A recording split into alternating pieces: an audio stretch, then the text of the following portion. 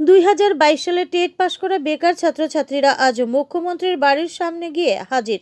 বহুদিন যাবৎ মুখ্যমন্ত্রীর সাথে দেখা করতে চেয়েছিল বেকার ছাত্রছাত্রীরা, কিন্তু তাদের দেখা করতে দেওয়া হয়নি এবং তাদের দাবি মুখ্যমন্ত্রী তথা শিক্ষামন্ত্রীর নিকট তাদের বার্তাটুকুও পৌঁছানো হয়নি। সচিবালয় থেকে শিক্ষা দপ্তর সব জায়গায় দৌড়ঝাঁপ করতে করতে পায়ের চটি খসে গেছে, কিন্তু কেউ তাদের কথা শুনেনি। অবশেষে বেকার ছাত্রছাত্রীরা আজ মুখ্যমন্ত্রীর বাড়ির সামনের রাস্তায় বসে যায়। অবাক করার বিষয়, পুলিশের গোয়েন্দা বিভাগ এতটাই দুর্বল যে তারা খবর পর্যন্ত রাখেনি। এই সুযোগে ছাত্রছাত্রীরা মুখ্যমন্ত্রীর বাড়ির গেট অবধি চলে আসে এবং রাস্তায় বসে ছাত্রছাত্রীদের দাবি দাবা নিয়ে স্লোগান দিতে শুরু করে। মুহূর্তের মধ্যে মুখ্যমন্ত্রীর বাড়ির সামনে নিরাপত্তার দায়িত্বে থাকা পুলিশ ও টিএসআর তাদেরকে সরানোর চেষ্টা শুরু করে। সাথে সাথে খবর পেয়ে সেখানে পৌঁছায় পূর্ব থানার পুলিশ এসে আন্দোলনকারীদের গাড়িতে তুলে নিয়ে যায় পুলিশ মাঠে। ততক্ষণে যা হবার হয়ে গেছে। এই বিষয়ে বেকার ছাত্রছাত্রীরা জানায়, 2022 সালে টেট পরীক্ষা হয়েছিল। 2022 এর পরে আমরা পাস করেছি মাত্র 249 জন। 40,000 পরীক্ষা দিয়েছিল, এর মধ্যে 249 জন পাস করেছি আমরা। আমাদের টেট সার্টিফিকেটও দিয়ে দেওয়া হয়েছে, কিন্তু আজকে 2 বছর আমাদের নিয়োগ করছে না। মুখ্যমন্ত্রী স্যারের সাথে অনেকবার আমরা অ্যাপয়েন্টমেন্ট জমা দিয়েছি, কিন্তু উনি একটা মিনিট আমাদের সাথে দেখা করতে পারেন না। উনি ইউটিউবার, ব্লগার সবার সাথে দেখা করেন। আমরা কি এতই অপরাধ করেছি পাস করে? আমরা পড়াশোনা করেছি, এই দিদিটা ওভারেজ হয়ে যাচ্ছে, অনেক দাদারা আছে ওভারেজ হয়ে যাচ্ছে, তাহলে তাদের ভবিষ্যৎ কি? আমরা বাড়িতে বাচ্চা রেখে রেখে বারবার আসতে হয়। কেন আমরা আন্দোলন ছাড়া কি চাকরি পাবো না আমরা? স্যার আমাদের সাথে একটা মিনিট আজকে কথা বলতেই হবে।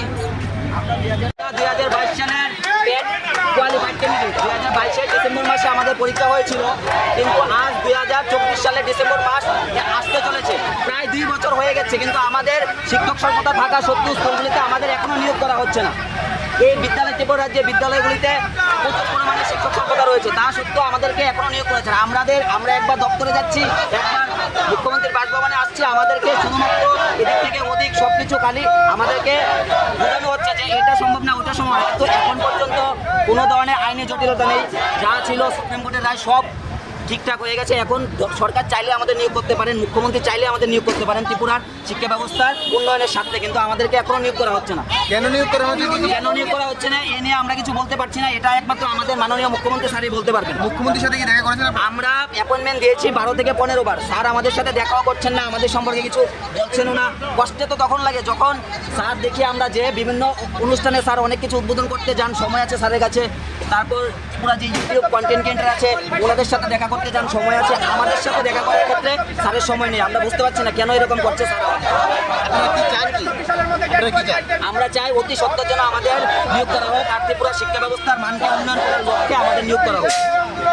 অনেক আশা দিয়েছে, এই আশা নিয়ে আর থাকতে পারছি না। আমাদের মধ্যে অনেকে ব্যাংক থেকে লোন নিয়ে পড়াশোনা করেছে, এখন ব্যাংকে টাকা দিতেও পারছে না। বারবার ব্যাংক থেকে চিঠি আসছে। আমাদের কি দোষ?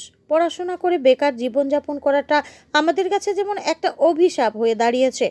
এখন দেখার বিষয়, মুখ্যমন্ত্রীর বাড়ির গেটের সামনের আন্দোলন এই বেকার ছেলেমেয়েদের কতটুকু সাফল্য এনে দেয়। Bureau report, voice 24.in।